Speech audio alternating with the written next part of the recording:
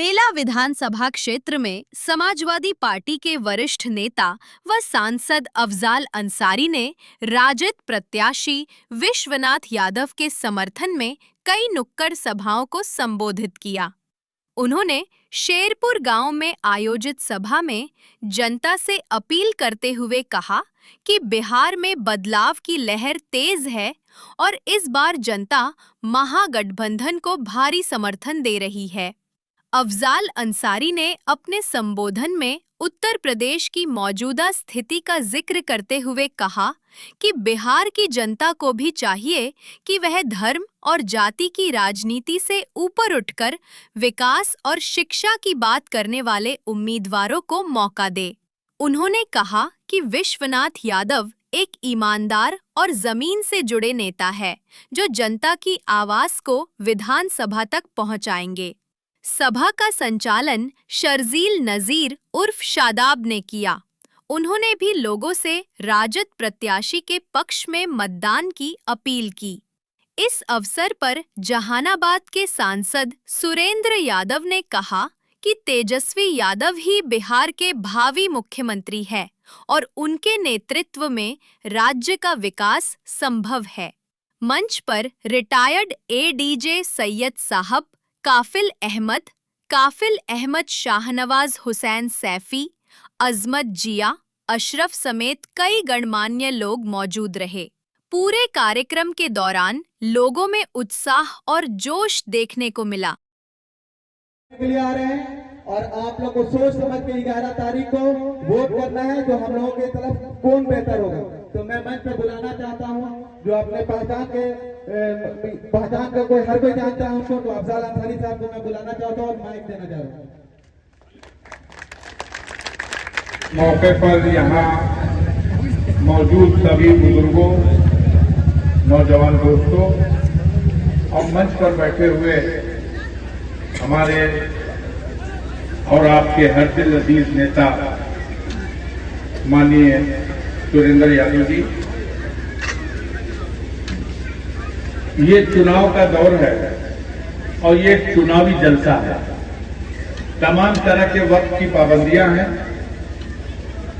Time देख के permission मिलती है और उसी नियमों का पते कहा जाए कि दुनिया हिंदुस्तान के हालात पर आज हंस रही है, लेकिन हमारे बेशर्म हुकूमत करने वाले रहनुमा अपने ही से अपने को कहते हैं कि हम विश्व गुरु हैं। हम हिंदुस्तान को सारी दुनिया के गुरु बन चुका है। अब गुरु किस मामले में बना? एक मामले में तो हम भी मानते हैं कि झूठ बोलने में हिंदुस्तान को दुनिया में कोई हरा नहीं करता,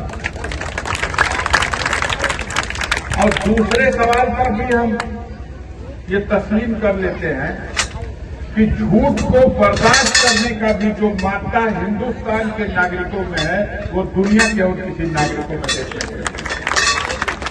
2014 में मोदी जी जब पहली बार सत्ता में आए उससे पहले जनता के बीच में वो गए और उन्होंने गुजारिश किया कि एक मौका दीजिए, बदलिए ये कांग्रेस की हुकूमत, इसने तो देश का कबाड़ा कर दिया।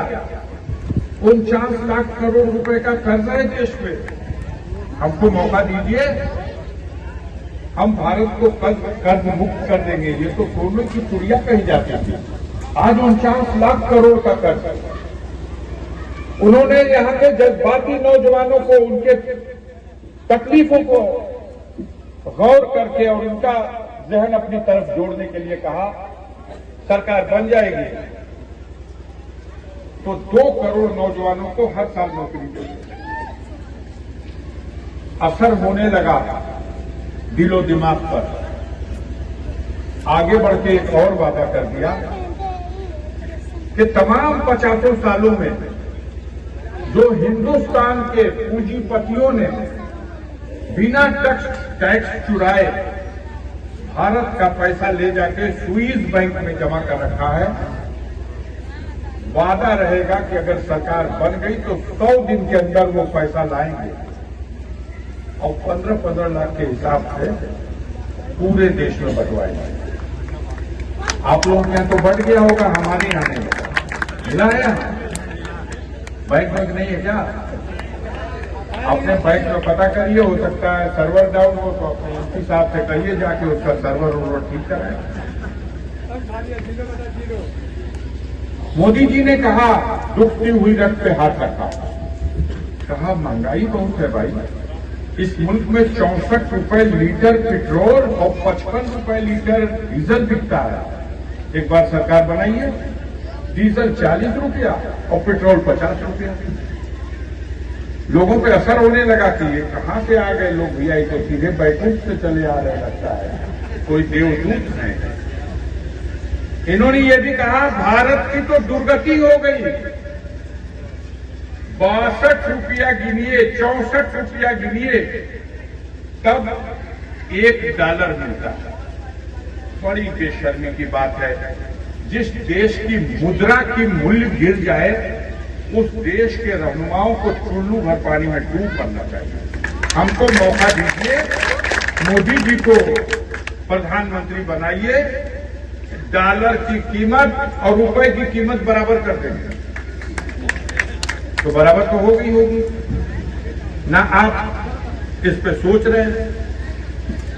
गांव में कोई बाजार उजार है, आसपास कोई बाजार होगी ना, तो आपके गांव के लोग,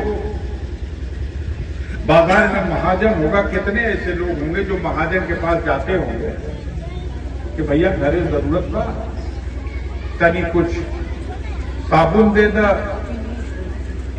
लगावे वाला तेल दे दा, कुछ दाल की जरूरत है, 2-4 किलो दाल दे दा। महाजन अपने कापी पे लिखता जाता है और सामान देता जाता है। लेकिन जब साल बदलता है और आप जाते हो महाजन के पास, तनी 5 लीटर रिफाइंड ऑयल देता, तो कहता है पहले खतवा साफ कर लो पुरनका, अतिया मुंह करा, नुकसानात की भरपाई नहीं हो सकती। 18.5 साल जेल में रख करके, और रमजान के महीने में सहरी के वक्त उनको जहर दे दिया। अब वो दुनिया में नहीं रहे। ये सुरेंद्र भाई है। पहला इलेक्शन जब मुख्तार अंसारी चुनाव लड़ रहे थे, पहला इलेक्शन, तो बिहार की धरती से अकेला ये नौजवान मुख्तार का झंडा लेकर के गाजीपुर में जब तक जता रहा, जब तक कि उनको चुनाव नहीं हुआ। हर घर गांव घूम करके, पैदल चल के, अपनी झोली फैला करके भीख मांगा मुख्तार के वोट के लिए। और आपको पता है मुख्तार उसके बाद जब जीते तो 5 बार लगातार असेंबली के मेंबर रहे, हरा नहीं सका कोई। आज उनका बेटा अब्बास अंसारी उसी सीट पर विधानसभा का सदस्य है। तमाम तरह की साजिशें हुई, अब्बास की भी सदस्यता रद्द कर दी गई थी अभी कुछ दिनों पहले। उसकी 2 साल की सजा, क्या तो स्पीच में उन्होंने नफरत फैलाने वाली बात कही कि खड़े आग उगलते हैं सब, आग का गोला उगलते हैं सब, इन सबों पे कोई कार्रवाई नहीं। और अगर किसी ने ये कह दिया कि भ्रष्ट अफसरों को अगर हमारी सरकार बनेगी, फिर कितना बोला था तो सरकार बन जाएगी तो भ्रष्ट अफसरों को पहले 6 महीना रोका जाएगा और उनकी बेईमानी का हिसाब किताब किया जाएगा। इसी जुर्म में 2 साल के सदस्यता खत्म। अक्टूबर के दिन लोग खोल करके सचिवालय अधिसूचना जारी करके अब्बास की सदस्यता खत्म। पूरे उत्तर प्रदेश में ये भक्त लोग चिरागा करके जश्न मनाने लगे। लेकिन लड़े हम लोग, कानून के रास्ते से लड़े, सुप्रीम कोर्ट, हाई कोर्ट, और 2 ही महीने के बाद वो सजा के मेरे पीछे पड़े रहे, मुझको भी सजा करा के जेल में डाल दिया।